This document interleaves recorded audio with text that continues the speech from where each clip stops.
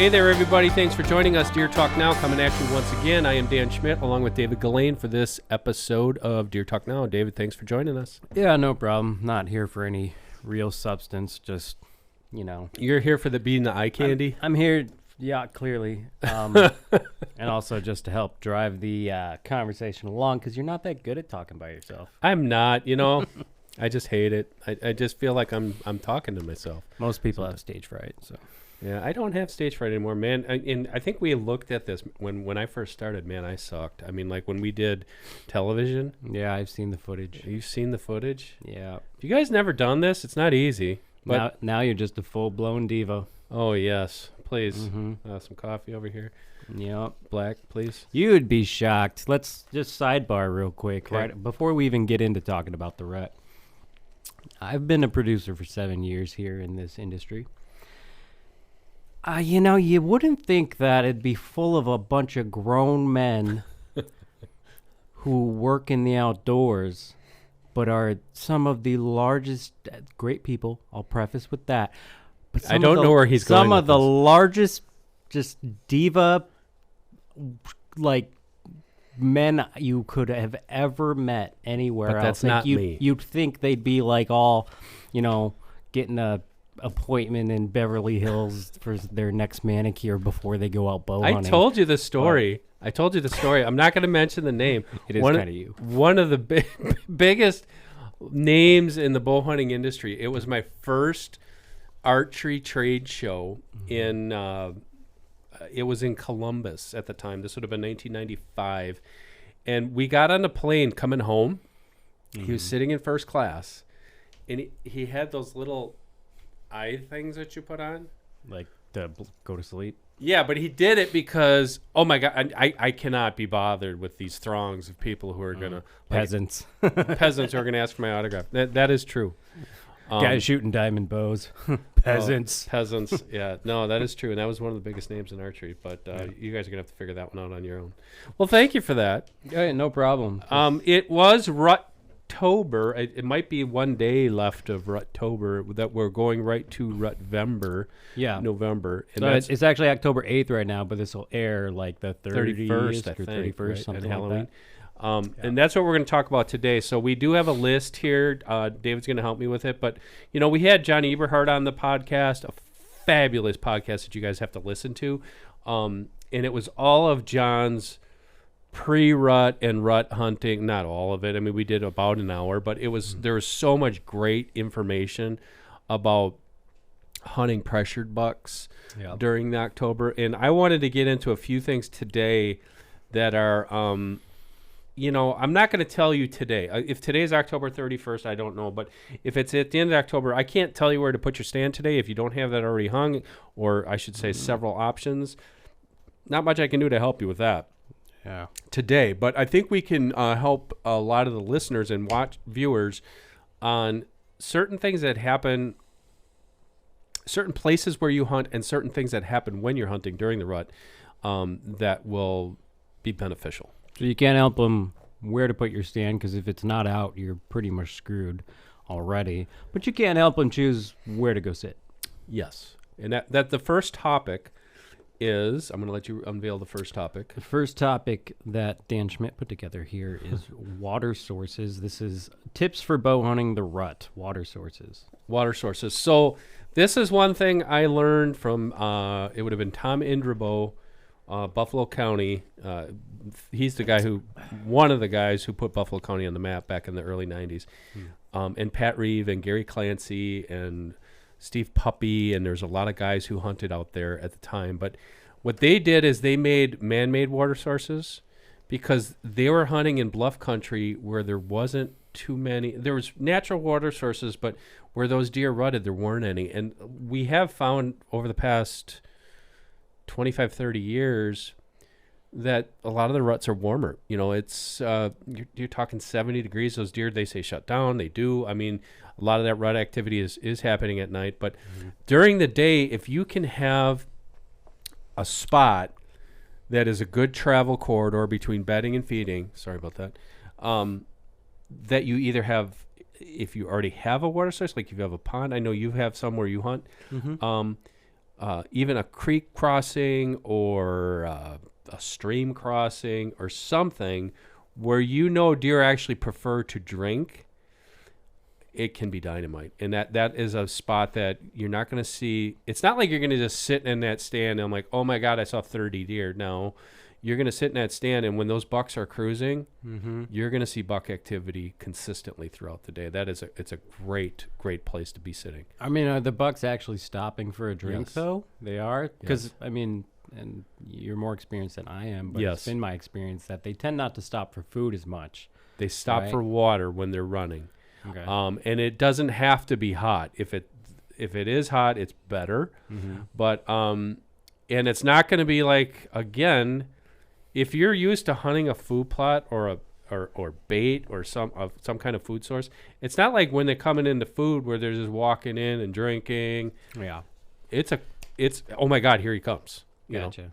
And some of those areas, now this would be planning ahead. If you have a spot, a lot of these places are benches up on hills, where you can just get in there with a backhoe. Steve does it. Bartilla does it. You know, and just a little depression where some rainwater is going to accumulate.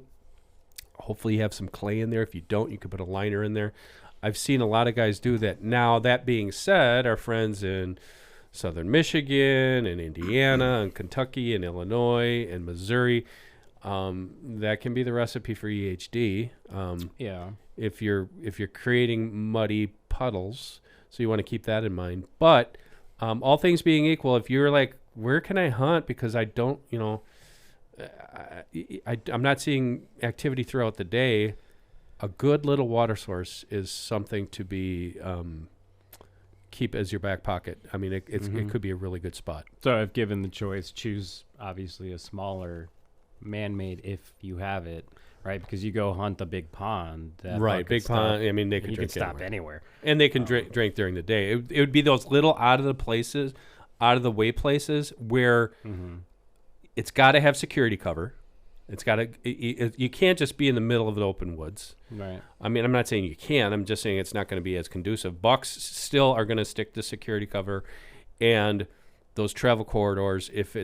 Even if it's a little creek crossing, where the deer are crossing regularly, and you know that's a great spot if you got the wind direction and you can hunt during the day, especially all day. All day sits are great during the rut, as we know, and I've more often than not have seen midday to early afternoon activity during the rut in those types of spots. Gotcha. Cool. All right. Okay, what's next on our list? Next is something called predator mode. Talk about not being mode results in. We actually did a video. I don't even on know what this means. So you just fly with it, I'm gonna man. fly with Predator mode. That makes me think of some Arnold Schwarzenegger. We did a video on this. I don't know if you filmed it. I'm trying to think. I don't think you did. I think it was before your time. Is this like night vision and like a triangle laser on your shoulder? Well, that could be one predator mode. You don't get it, do you? No, I don't. What is that? Dan Really? doesn't on, watch man. movies. You were in the 80s. I don't watch movies. Get to the chopper. Oh, that is a Schwarzenegger film? It's Predator, dude. I don't know. I Oh saw my God. Star Wars. Does that That's- count? I mean, that counts for some I was form like in of credibility, Fifth grade. I saw that when it first opened. but Predator, big alien in the woods, whole group. We've of got to army get out. dudes. There's a bomb in here. Is that the one? Yes, Okay. horrible Arnold Schwarzenegger impression right there. Anyways, what's Predator mode, Dan? Predator mode is what David needed about 3 or 4 years ago. Until, You mean when I've met my wife? oh my God, this is going down a road we We do gotta not get want to to the go. question. The timeline. We've got to it- get back to deer hunting right the now. timeline, Matt. Back matches to up deer there. hunting. When you first start hunting, this is for all you younger hunters. When you first start hunting, you watch a lot of videos. You watch Nowadays. some of the older people, like 30s and 40s, watch TV shows. They still watch our TV shows, but they A lot see. of younger people watch TV shows. But too. yeah. when you're hunting, you think that it's going to happen this way. This deer is going to come in. I'm going to have all this time. I'm going to come to full draw, and I'm going to shoot. The biggest thing you need to do, I think, when you go hunting is decide, what are you hunting for? Are you hunting for a buck? Are you hunting for a doe? Are you hunting for anything? You're hunting for a bigger buck, whatever. And then when a deer shows up, be ready that is the deer you want to shoot. And what I mean by predator mode is you're going to find when you hunt enough that if you are not ready to take that shot and kill that deer, chances are you're not going to. Because if you're sitting in your stand and you normally shoot sitting down, or if you're standing, whatever it happens to be, you have to be ready that it is one fluid motion.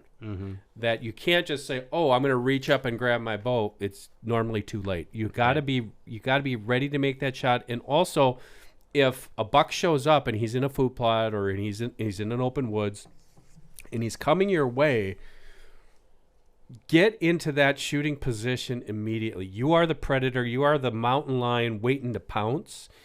And that has to be automatic, that you are ready to execute. Read his mind, or not read his mind, read his movement and execute. Because the other thing, and it kind of goes with the next one, which I'm going to give away, is bleat to stop a cruising buck.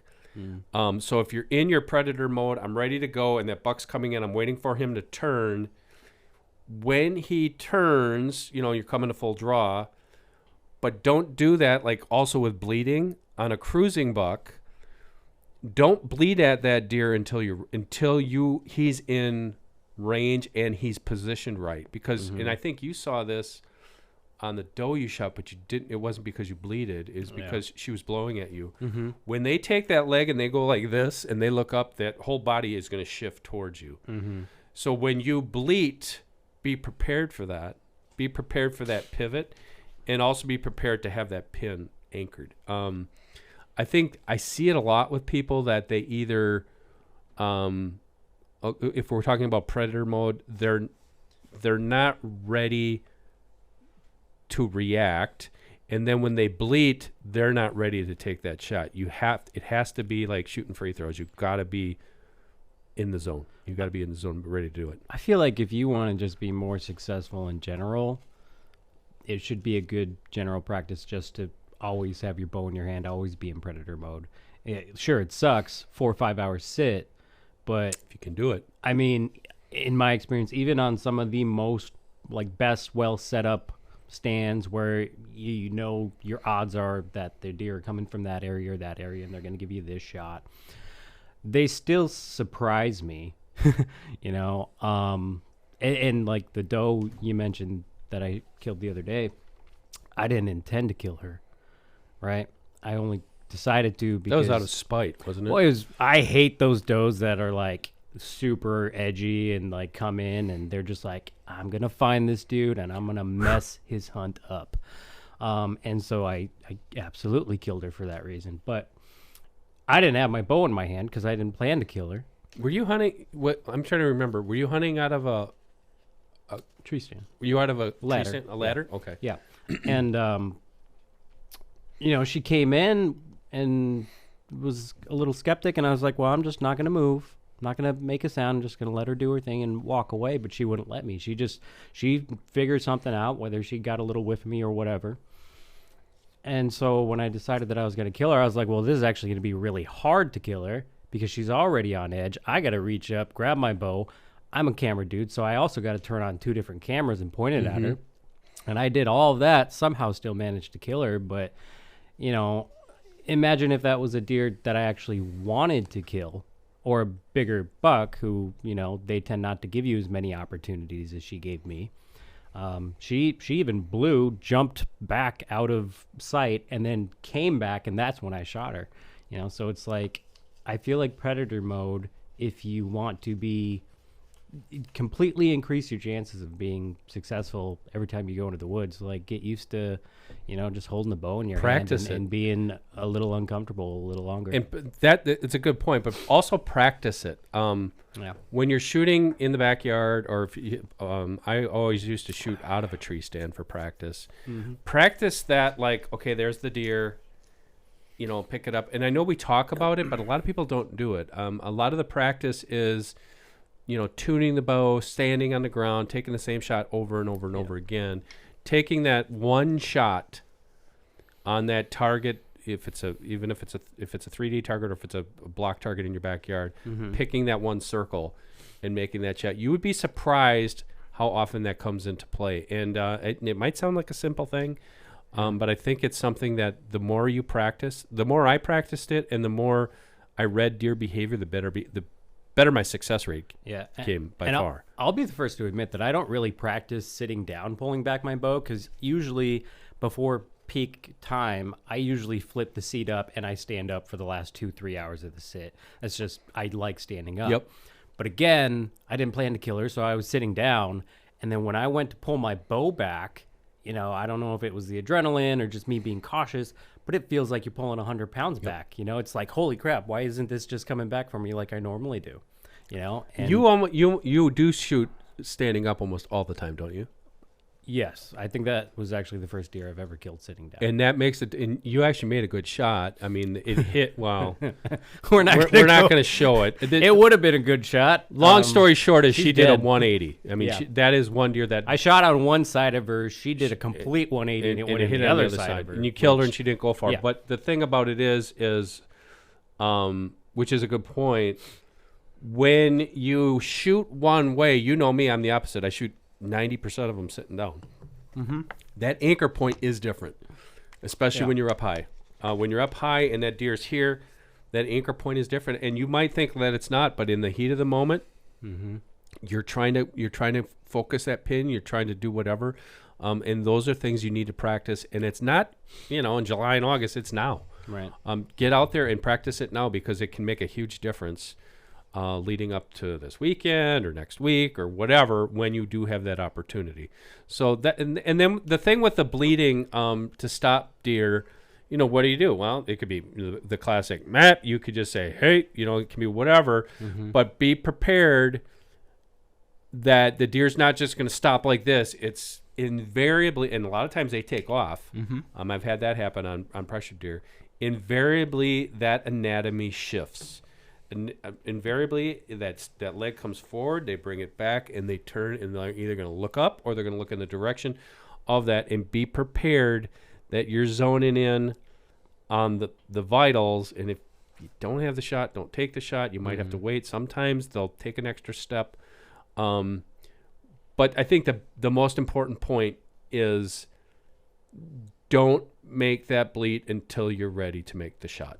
Yeah. Because you don't know how the deer's going to react. Right. So you draw back first and then you bleed, right? Or is it the other way around? It depends. For me, like if you know where that deer is about to walk. If the deer's right there and it's broadside and I come to full draw, I'll come to full draw. Yeah. A lot of times I'll be ready. I'll be a half ready.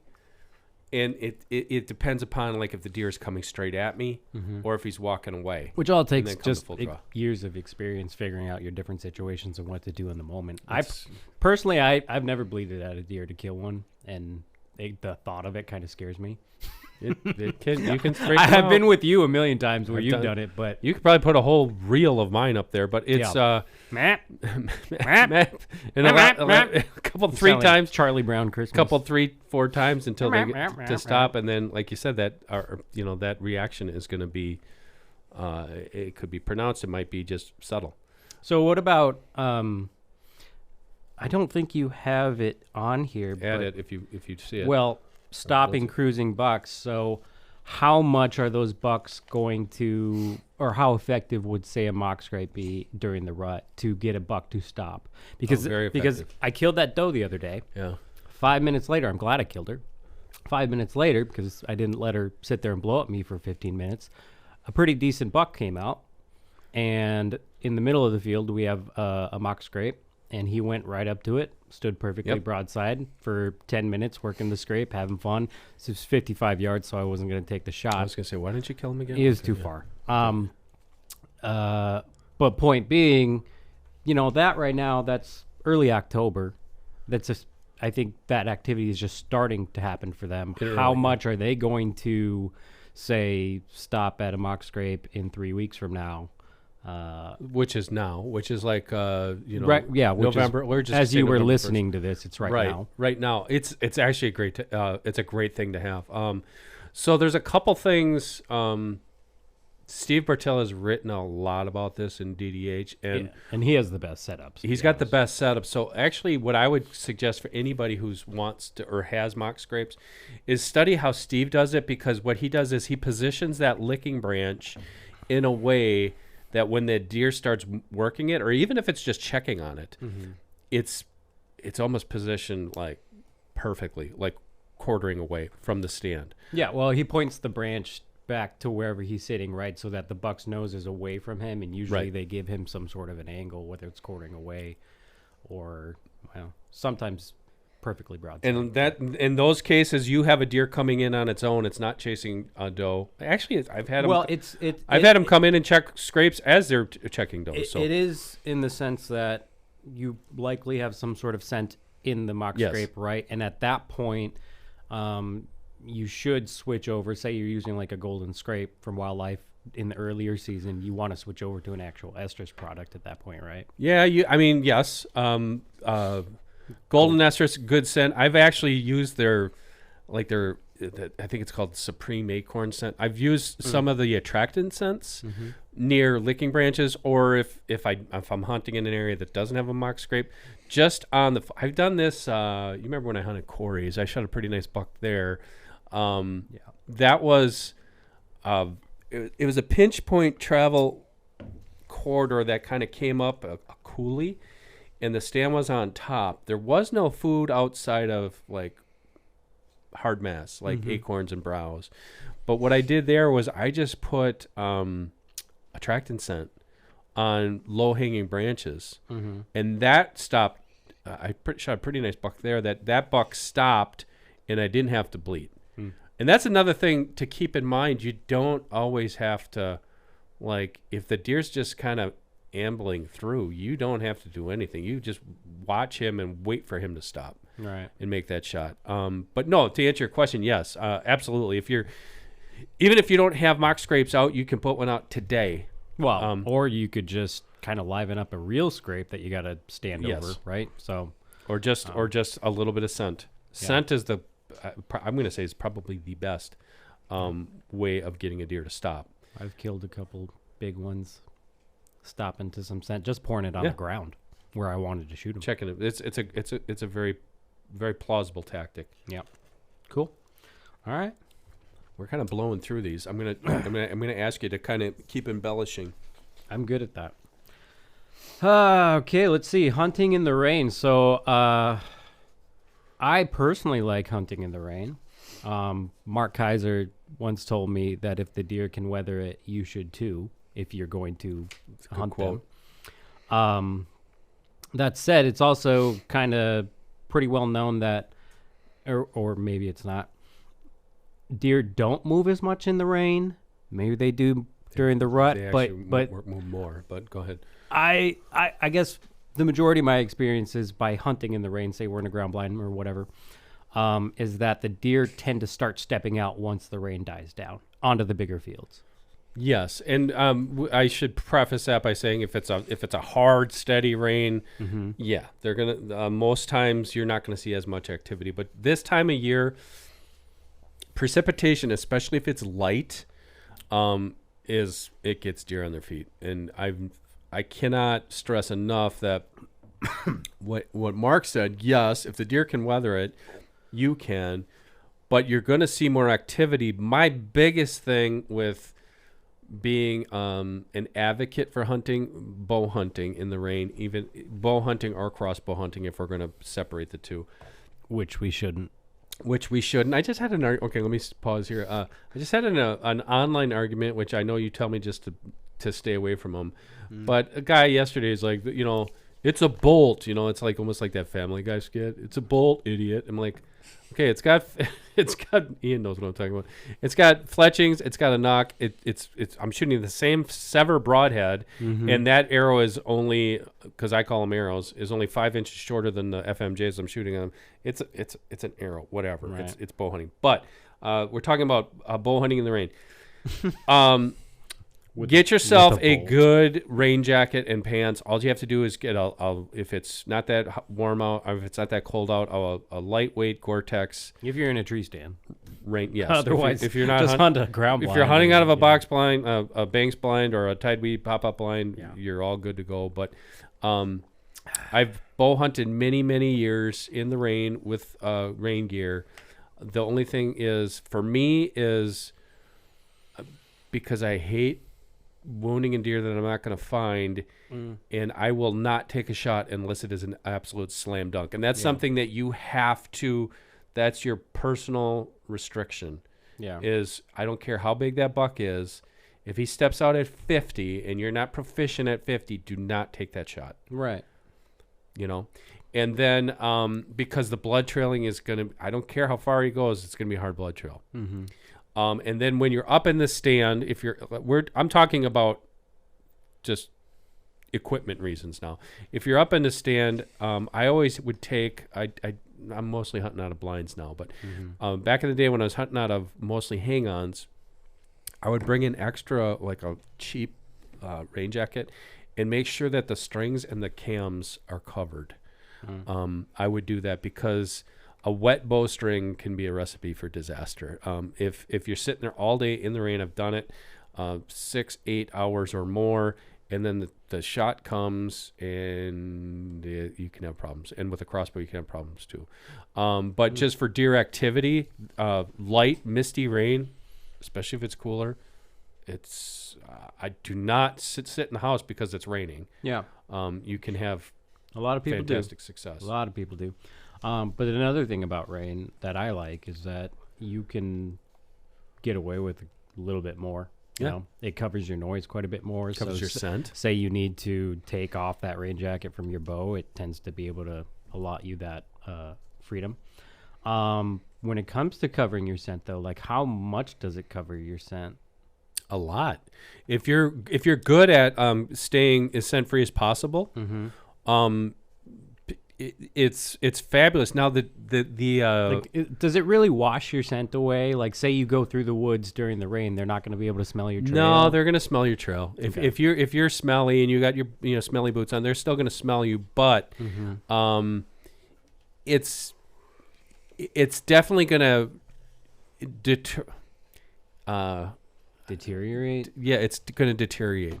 The problems that I have with scent working against me in rainy conditions is humid conditions, because humidity, right. If it's a light misty rain and humid, and you're not paying attention to wind, they're gonna smell you. It's gonna be tough. But normally, don't have any problems. So how then? And it's not as far as the distance isn't going to be as far. Yeah. So my confusion in that area has always been like, well, if the rain helps them not smell me, then is it still effective to be using scents or feed, if it's legal, on the same hunt? Because if their ability to smell me is deteriorated, isn't that the same for the stuff you put out? Yeah, that's true. But the other thing too is, like, if you're, like we were talking about hunting mock scrapes, if you're soaking that wick in deer urine, are they going to be to smell that 100 yards away? No, they're not, because it's raining or it's misting rain or whatever. They're Yeah. But let's say they get to your area, those molecules are going to be much easier for them to smell if you're using that. But yeah, if you're just using like a spray or something, yeah, it's going to be.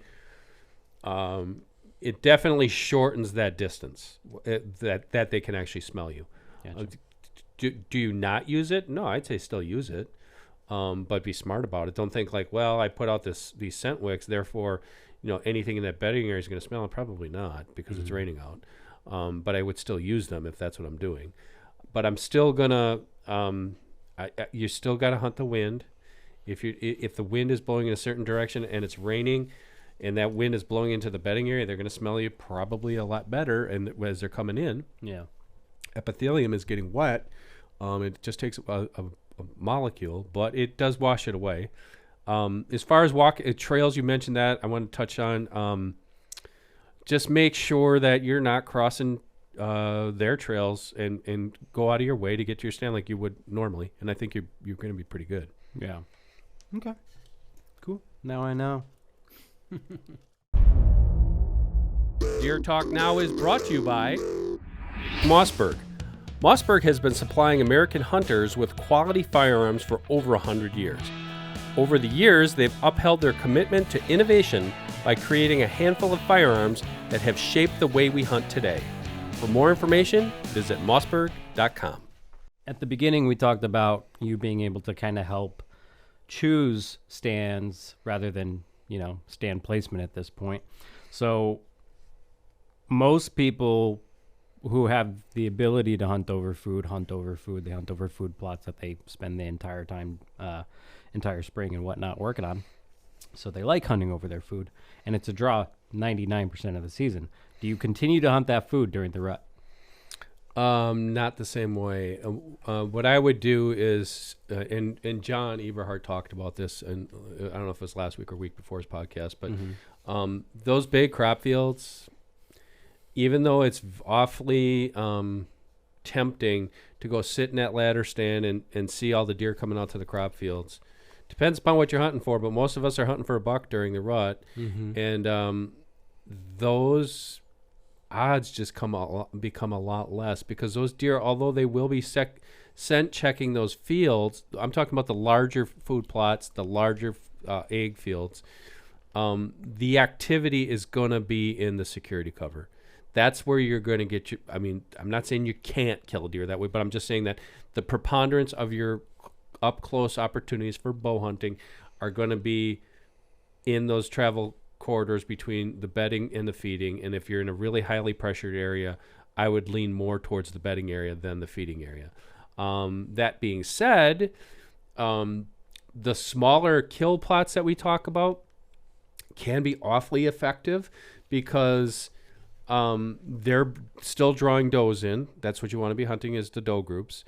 And then we're talking about a kill plot that might be, less than a quarter of an acre. Those bucks will cruise through there, and also they'll not only scent check, but they'll hit those scrapes on the way through. So those are good areas. But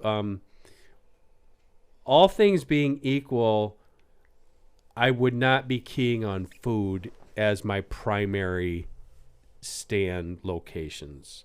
I would be keying on where is the food, what food is it that they're eating, whether it's, like I said, whether it's a brassica field or if it's corn, and how are they getting to it. And that's, I always talk about those secondary and tertiary trails leading to those areas. That's where I want to be camped out if I'm hunting for a buck, because I don't care about the other 15, 20 deer that are coming in. I want to get the one who's coming in there because he wants to get the doe that's coming in the estrus. And then when she comes in the estrus, she's diving back into that cover, and that's where she's spending most of the day running around trying to avoid that buck or other bucks from breeding her until she's ready. And then, as Charlie always talked about, Charlie Alsheimer, when you get to the point here in, let's just say, 10 or 15 days, when that doe goes into heat, they used to call them breeding parties, where you'd have 4, 5, 6 bucks on that one doe, and that one buck might have her holed up in a certain area, but all those other bucks are like little flies trying to get in on the action. And that's in the security cover. It could be a creek bottom, it could be a swampy area, it could be a hardwoods, whatever. It could be wherever the cover is where she's trying to take him away. That's where I'd be focusing rather than focusing on larger food plots or egg fields. Okay. So just small curiosity popped into my head. Slight directional change. But hunting the rut, you should get excited if you see a doe, right? That's why they say hunt the does during the rut. You're not hunting to kill them. You're hunting because of what's behind them. What if you see fawns, like, by themselves? At this point, have they dispersed from their mothers yet? Like, should you just kind of write that off? Or if you see a couple fawns, do you think, well, there's probably does around, and therefore there's probably bucks around? Chances are, if you see single fawns, they're buck fawns, and they've dispersed. Not really have dispersed. They people say, oh, the doe kicks the fawns away for a Yeah. short time. She Yeah. will. She'll basically dominate those deer so they are away from her. They will come back after the rut. Mm-hmm. Those matriarchal groups, even if there's buck fawns in it, they will come back later. And in most areas, it's going to be end of the month of November into December. They're back together. But if you're seeing even doe fawns, I would say for the most part, the doe fawns are probably not far from where their mother is. Mm-hmm. Those buck fawns, a lot of times in areas with, I'm talking Midwest, those buck fawns, if you see that, that's just a random deer that you're seeing, because he's basically like the 12-year-old kid who got kicked out of the car. He's going to basically stick around to the area that he knows. He'll be eating out of that same food plot for probably a couple weeks. And then And he's going to be the first one to give you a shot, too. Absolutely. And I've made that mistake a lot. If you're hunting for antlerless deer right now and you see a single antlerless deer, there's a really good high odds that it's a buck fawn. Yeah. But to answer your question, it doesn't mean much if you're seeing fawns, whether it's singles or twins together. Where's mom? Don't know. She could be, chances are she's on the best piece of property that's got security cover, and it might not be on yours, especially on a small property. But deer are deer, so if you have deer, they are good decoys. Mm-hmm. You know, let them walk around in the food plot, because as we say, as these bucks start to cruise and they start scent checking these areas, if they see deer or smell deer in the area, they're still going to check it out. Mm-hmm. So it's not a terrible thing to have, but it's not a great sign. Like, oh, I saw a bunch of stranded fawns, which you're going to see a lot here in the next couple of weeks. Yeah. It's not doing too much. When you're seeing the adult does, that's a great sign. Not even just the matriarchs. It could be like, when I'm talking matriarch 3, 4, 5-year-old does, you're seeing those 2, 3, 4-year-old does. Mm-hmm. You're still in the right ballpark. Because, and the other thing too is keep them things around. I would suggest, again, I'm a self-admitted doe hunting fool, but like, save those doe tags until, if you want to hunt the rut for bucks, save those till gun season or save them till after the season, because the more does you have in that property, the odds are the more bucks you're going to have come cruising through there. What about an instance like the other night for me where it's early, that matriarch doe's picked you up, she starts blowing at you?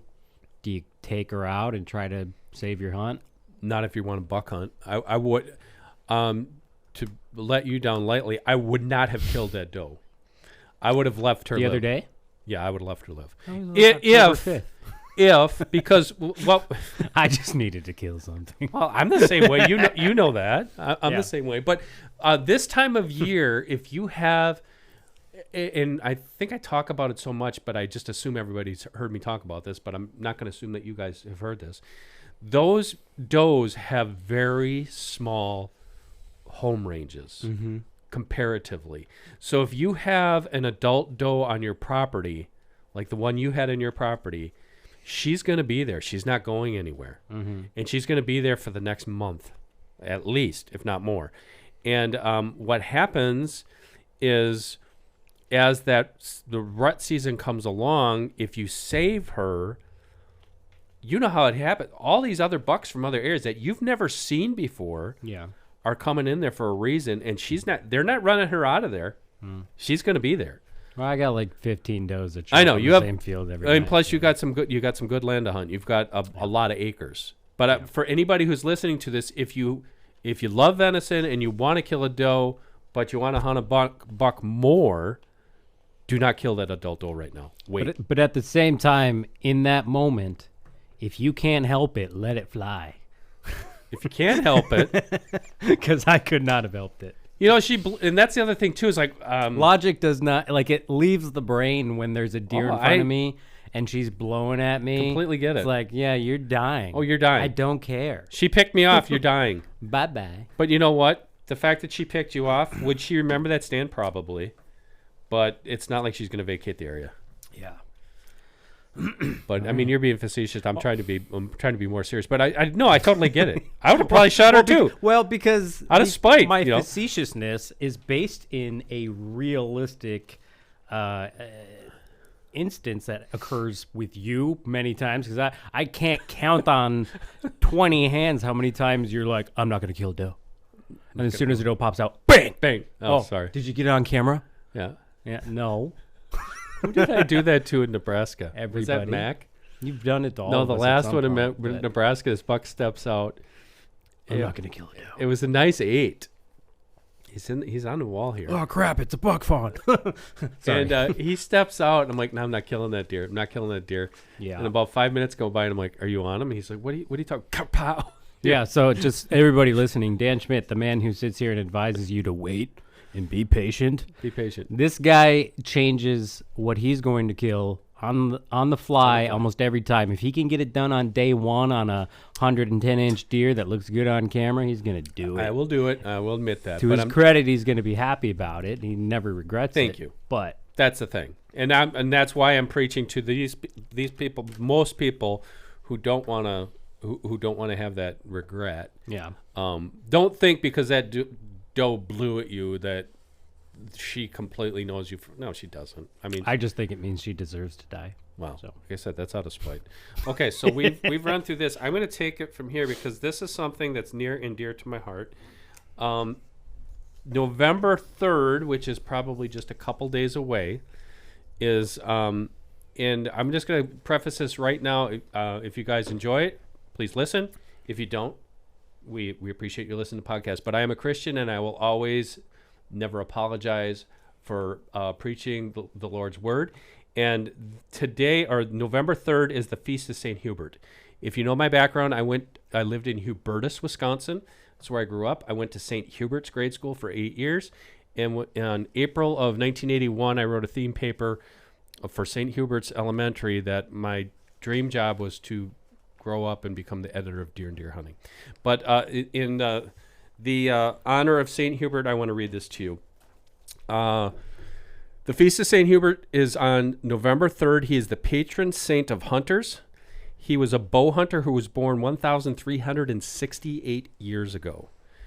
It is for him who we celebrate the feast, and in some parts of Europe, which is where he lived, often marks the unofficial start of the hunting season. His wife died in childbirth, and he was grief-stricken. He fled to the Armenian woods, and he became a bow hunting fool. On a Good Friday morning, I'm not sure what year it was, while the faithful were in church, Hubert was hunting in the forest, and as a magnificent stag, which would have been a red stag, showed up. The buck turned and looked at him. This is the lore. He was astounded to see a crucifix floating between his antlers. I'm sure you've seen that image. And he reported hearing a voice saying, "Hubert, unless you turn to the Lord and leadest a holy life, you shall quickly go to hell." Hubert dismounted, went home, and sold all of his stuff and became a priest, and he eventually became a bishop. But for him, we pray this prayer today. By the grace of God, may I always honor, thank, and adore the Lord God who created these animals and saw that each species was good. Let me love the God who made the humans in his own image and likeness and set them over the world to have dominion over the fish of the sea and the birds of the air, and over the cattle, and over all of the earth, and over every creeping thing that creeps upon the earth. That's from Genesis 1:26.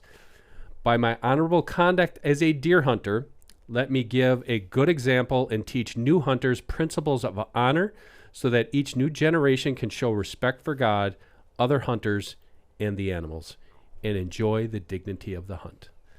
For David Gilane, I am Dan Schmidt. Thank you for joining us for Deer Talk Now. Please, all we ask you to do is like and subscribe to wherever you're listening to this podcast or watching it on YouTube or Facebook. We will catch you next Thursday for another brand new episode.